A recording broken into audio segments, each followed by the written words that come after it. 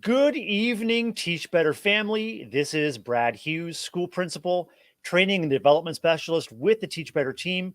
Sometimes you can catch me live in the mornings with Ray Heward on the Daily Drop-In, but tonight we're catching up for an evening event, introducing a featured speaker for our Teach Better 22 conference coming up in Akron this fall. It's Tom Schimmer. Tom, welcome. So glad to invite you in for a chat tonight. Yeah, fantastic, Brad. Great to be with you. Looking forward to our conversation today for sure. We are too. Tom, you're joining us tonight from the beautiful state of Hawaii. Are you there for business, pleasure, or a little bit of both? It's a little bit of both, but I am here for work. I'm working with an elementary school this week. So yesterday I worked with them, and then Monday I worked with them, Wednesday, Thursday, Friday. Today I had some online trainings that I was conducting, which meant a pretty early start. You know, our training started at 10 a.m. Eastern today, which is 4 a.m. Hawaii time. So I've been up for a while. It's only noon here for me, but I figured since I'm in Hawaii, I had to spice things up a little bit and wear one of my aloha shirts just to be a little more authentic for where I am. It's beautiful. You're really bringing a fantastic tropical vibe to our get-together tonight. Tom, we'll be right back after this preview of Teach Better 22 to reintroduce you to our audience, to get people excited about the opportunity to connect with you in Akron. We'll be right back, Tom, and we'll dig in together. So right now, I want to know if you're ready to teach better. That's the whole mission of this weekend. Just being here ready to learn and grow and come together like this is awesome.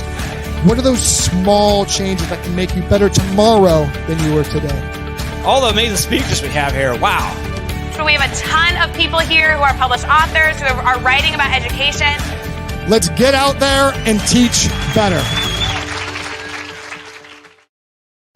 Good evening again, everybody. Welcome. We're introducing featured speaker Tom Schimmer, who's joining us in Akron, Teach Better 22 in October. Tom, let us know how you're doing and feeling tonight, coming to us from the beautiful state of Hawaii. Well, I have to say, I know I'm not unique in all of this, but this is honestly my favorite place in the world. I was at a conference last week in San Diego and left San Diego on Friday, spent the weekend here in Honolulu. And we'll be here until next Friday when I fly back to Vancouver. But it's a little bit of work, but all a little bit of fun. Lots of, the beach, the restaurants, the lifestyle, all of it is, the work kind of gets in the way of the fun, but the work is why I'm here. So I'm excited for that as well. But overall, it's just a great reprieve from, the dreariness of March and even to April, where you get a lot of rain and it's still a bit cold. So I'm grateful for the opportunity to be here for sure.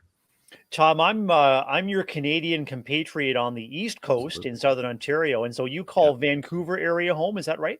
That's correct. I live in the Metro Vancouver area, about 30 minutes outside the city in Surrey, in North Surrey. So the Metro Vancouver area is where I live for sure. So, Tom, for those who haven't met you yet, would you just reintroduce yourself? Let us know who you are, where you are, what you do, all of the contributions you make. Sure. Where to begin? Started teaching in 1991. To give you the quick rundown, 7 years as a classroom teacher, 11 years as a school-based administrator, 2 years working in a central office position. So all of that sort of happened in the school system for about 20 years. During that time, I really became invested in the work around assessment and grading and marking, reporting, feedback, all of that, the formative assessment work.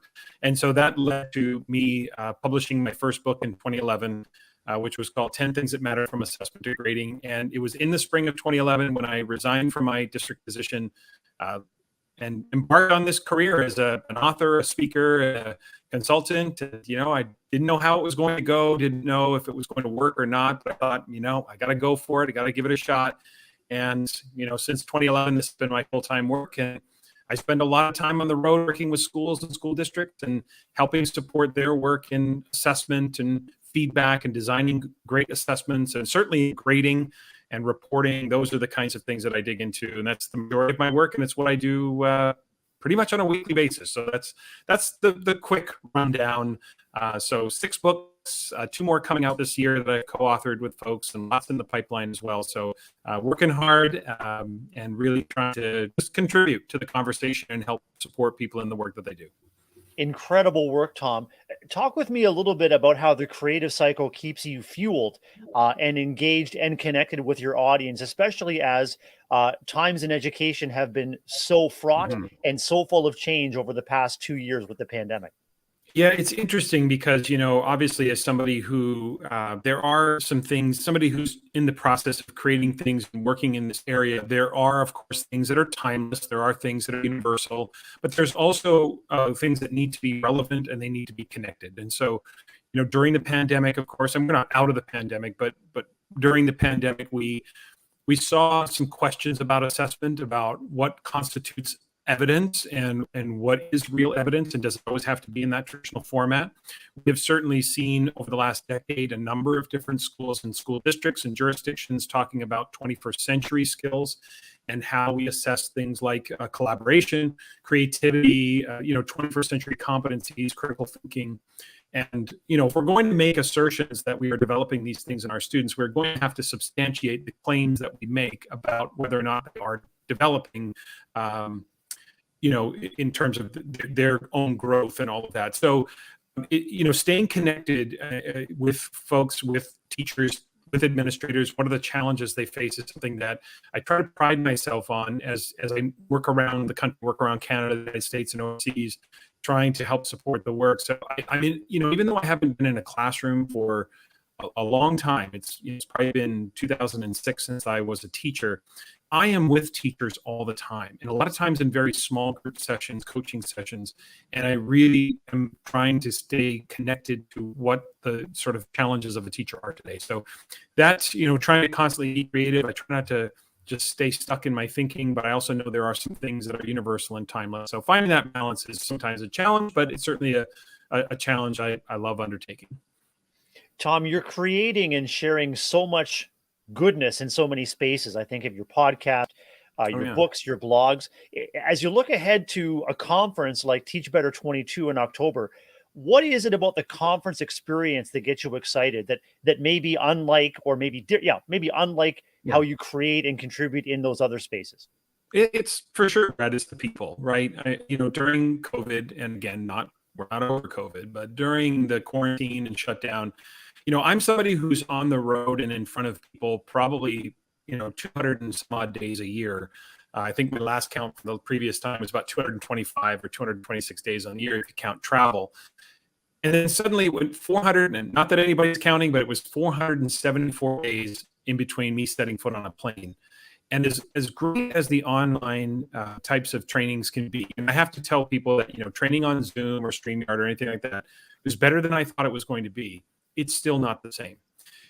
Even a podcast, my podcast, I love the opportunity to share my thinking, and certainly love the opportunity to interview some great guests that I've had on over the last, year and a half to 2 years. But it's not the same as being in front of an audience, and it's not just about the energy you get, it's the energy you give, it's the interactions, it's the questions.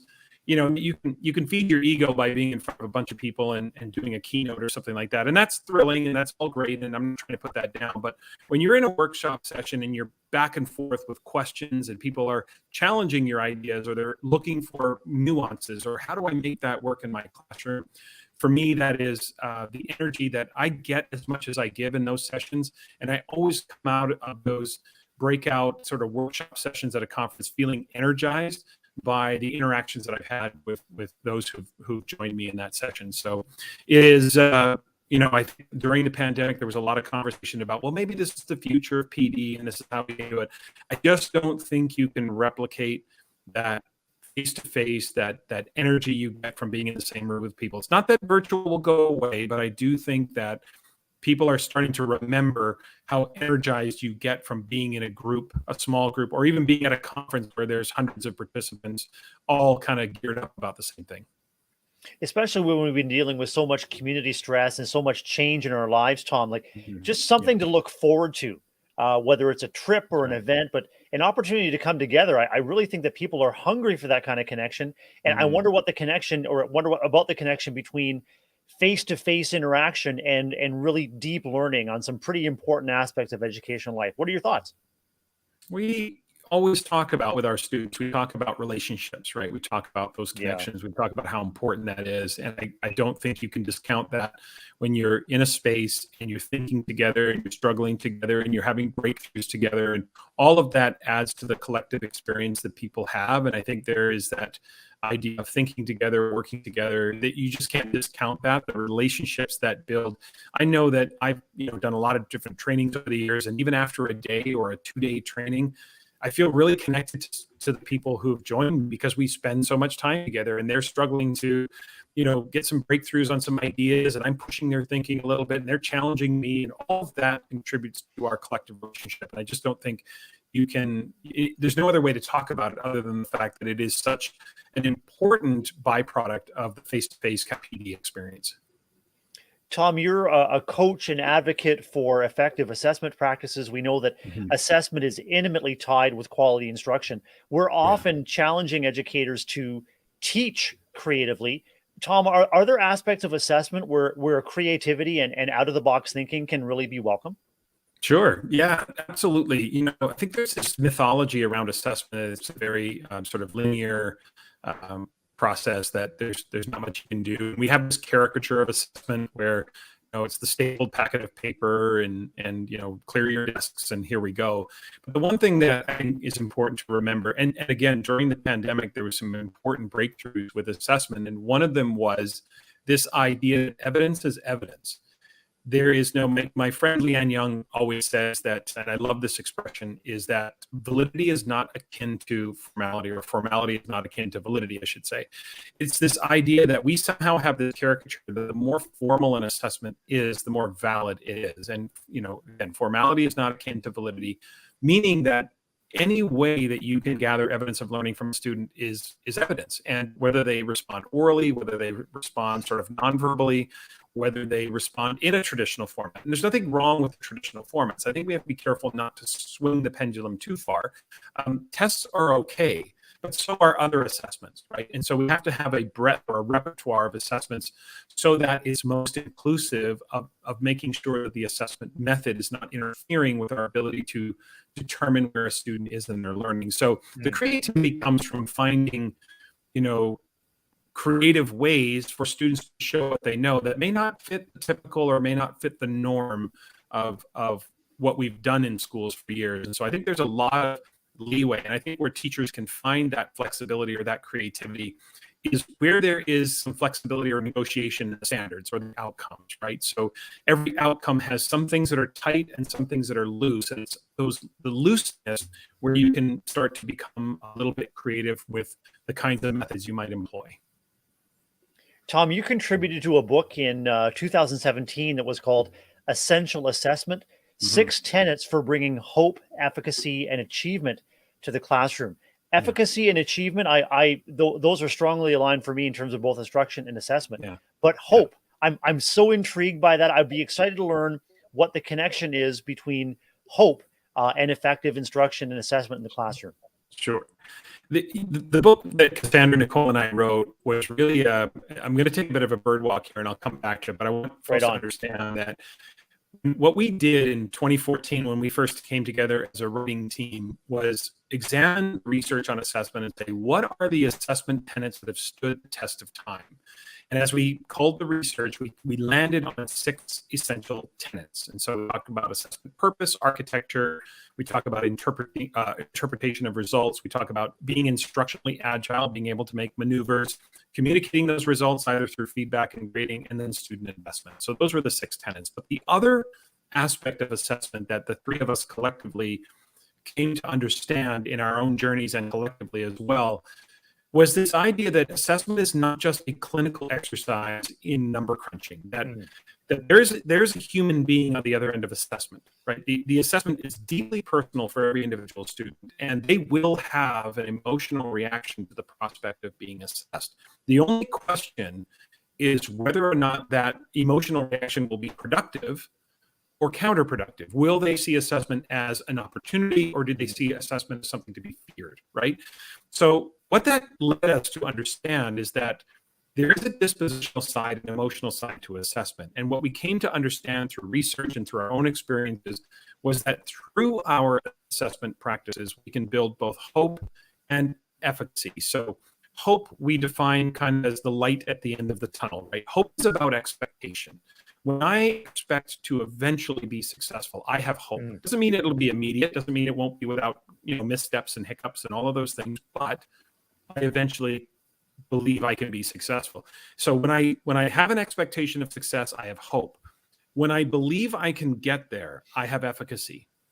And so it is through our assessment practices that we can build hope and efficacy. Meaning, for example, if I lay out the criteria transparently, if I make sure students are clear on the learning goals, if they can see where they're headed in their learning, then they are more likely to hit those targets and can see that pathway. And when I can see the pathway, I have optimism or hopefulness about my eventual success. Now, as I break down a learning goal and outcome into its granular underpinnings, and I start to scaffold that learning, that's where students start to develop the efficacy, because as they take those granular steps toward meeting the outcome, they're starting to gain confidence, which is helping them gain a belief that they can eventually reach the learning goal too. So what we've come to understand is that there is no assessment silo. You don't build relationships over here and then assess over here. They are, and I know this is stating the obvious, they are one student, one child, one teenager, and whatever we do in assessment will either contribute something to or inadvertently take something away from our relationship with those learners. So understanding the emotional side of assessment will make every teacher a more effective assessor and make sure that the pathway to proficiency is laid out very well. Outstanding and refreshing, Tom. For those who are just tuning in, I'm speaking with Tom Schimmer, featured speaker for Teach Better 22 this coming October in Akron, Ohio. Tom is a podcaster, multi-talented author, consultant, speaker, focusing on effective assessment practices. And Tom, just so excited to hear you peel back some layers about the human aspects of assessment. And I want to ask too about the human aspect of professional learning. We sometimes say that kids or students can hit any learning target that we as educators make clear for them. Do you think there's a disconnect, Tom, between learning targets and professional learning? That is, are we doing what we can to make sure that professional learning targets are explicit? And in your work, how are you bridging that gap? That's a good point, Brad. We, there's all sorts of PD models that are out there, and a lot of times principals or school districts or superintendents, it's one or the other. I work with I'm in front of a lot of superintendents and a lot of principals and a lot of people. And it's very clear to me when they hire me to come work with their staff, or when, whatever group has hired me, it's very clear that they have levels of intentionality around the work that we're doing. They're very clear on the goals they want to accomplish. We always have a call to sort of talk about the agenda. And sometimes they can be very specific and very purposeful. And it's very clear to me that there is specificity around what they're hoping the day or the 2 days or whatever the follow-up cycle might look like. It's very clear that they know what they want. And those are always the more effective professional learning situations that you're in.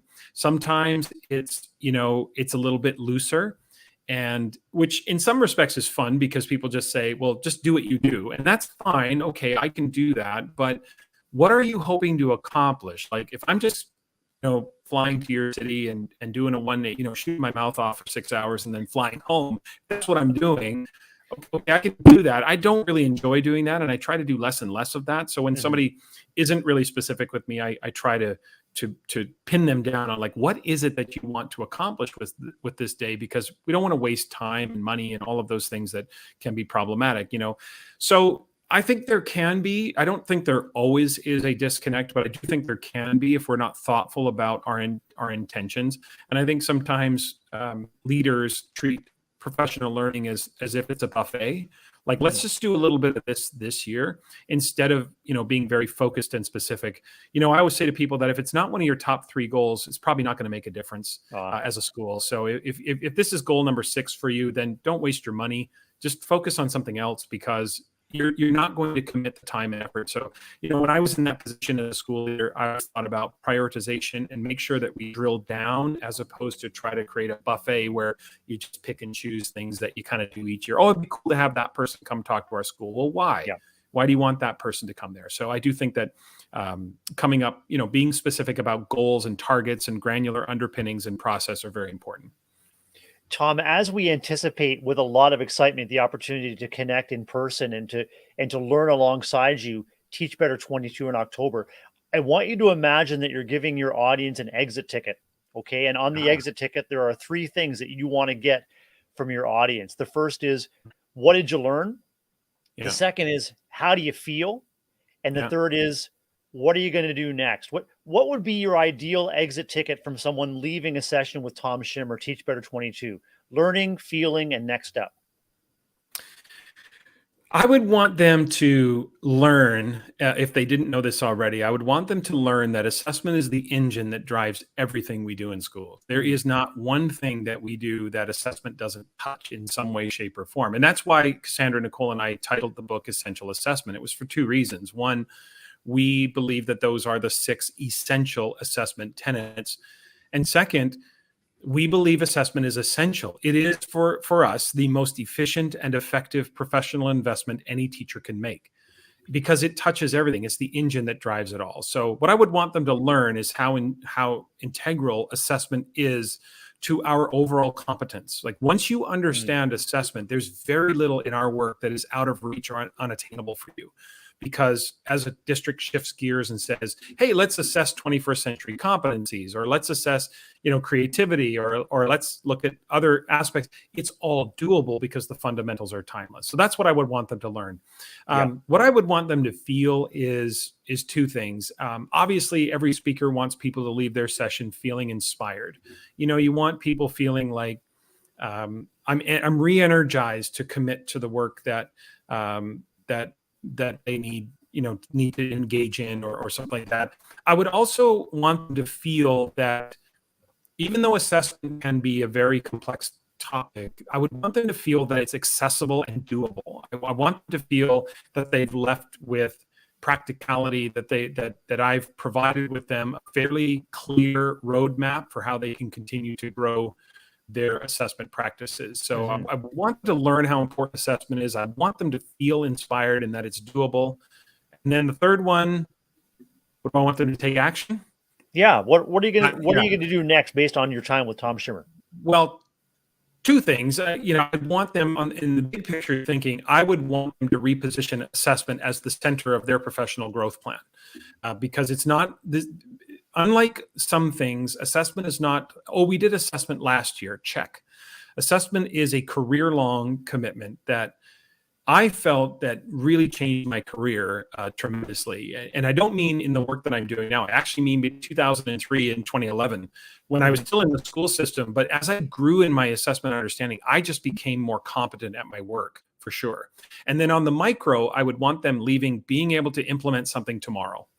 I would want them, or as they leave the conference on Monday, I would want them to be able to walk away both with the big picture and big ideas of maybe some long-term goals, but also to be able to walk into their classroom the following week and say, I can tweak something here. I can change something to make myself more effective, whether that's a feedback strategy or whether that's a little bit of nuance around how to design an assessment, how to elicit evidence, or whether it's a way to self-assess, having students become more self-regulatory about their learning. All of those things are things that I would hope people would leave with.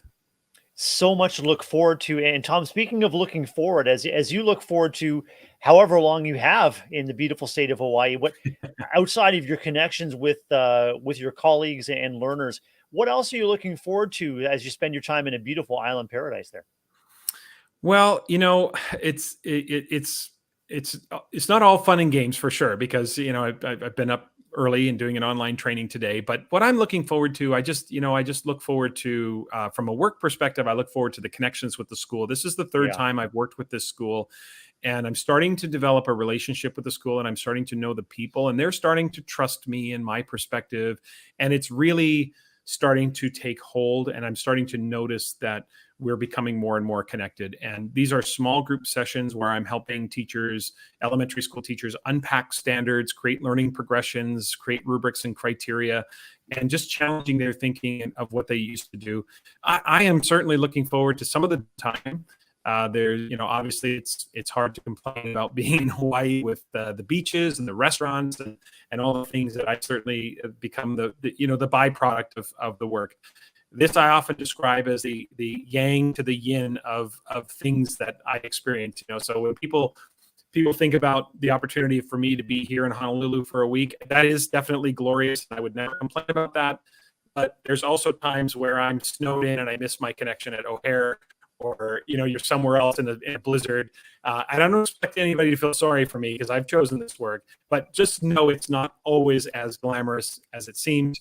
When you're trying to do your laundry because you've been on the road for 3 weeks, it's those types of things also. But I'm definitely looking forward to enjoying the tropical climate and enjoying so the work is challenging, the work is fun, the connections I'm making with people, very rewarding. But certainly there are certain opportunities to put shorts on in April and March and flip flops and just kind of soak up the atmosphere of being here on Oahu. So it's a wonderful, but I feel very grateful for the opportunities that have come my way. Tom, you're making a difference in each and every space that you share with others. And you really exemplify the Teach Better mindset. Connections, relationships, learning, growing alongside one another, and a little bit better today than we were yesterday, and leaving your guests and your learners a little bit better tomorrow. Tom, it's been wonderful to catch up with you. How can listeners and viewers anticipating an opportunity to get to know you better, how can they get in touch and stay in touch with you in the meantime? Oh, certainly. Probably too many ways to get in touch. I think Twitter, I have way too many social media handles. I've told a few groups this week and last week that I just recently discovered that I have a Snapchat account, and I don't really know why. But I have the icon, I open it up, and there was my account. And I don't know why I have it. The filters are kind of fun, but Snapchat's not the way to get a hold of me. Certainly on Twitter, at Tom Schimmer. And then the podcast also has a handle at Tom Schimmer Pod. Instagram, it's at Tom Schimmer Podcast or at Tom Schimmer. You certainly can find me on Facebook at Schimmer Education or LinkedIn and other places as well. And if people are interested in the podcast, you can find that on pretty much all the podcast players. Obviously, Apple Podcasts and Spotify are a place you can find that once a week episodes and trying to contribute that way. My email address is public, tshimmer@live.ca. So there's a way to get a hold of me as well. So lots of places to get a hold of me. If they want to talk assessment, they have questions, they want to interact. If there's things that they're looking for, just if it's 10-minute conversation about, hey Tom, what would you do in this situation, or could you help me with this? I'm happy to do that. I can talk about assessment all day and certainly love doing that. So lots of places people can get a hold of me for sure. Tom, we are absolutely thrilled to welcome you as a featured speaker to Teach Better 22. We're so glad that you said yes to the conference. And as I said earlier, you add value in all the spaces and all the places that you contribute. Absolutely looking forward to meeting you in person in October, Tom. Thank you so much for digging in with me. Great conversation. Wishing you continued success and wishing all of our listeners and viewers a wonderful evening. And please come and see us at Teach Better 22, teachbetterconference.com. You've got all the information there. Looking forward to reconnecting, Tom, and all the best with your work there in Hawaii. Thank you. I can't wait for the conference. Looking forward to seeing everybody. Thanks, everyone. Good night, Tom. Good night.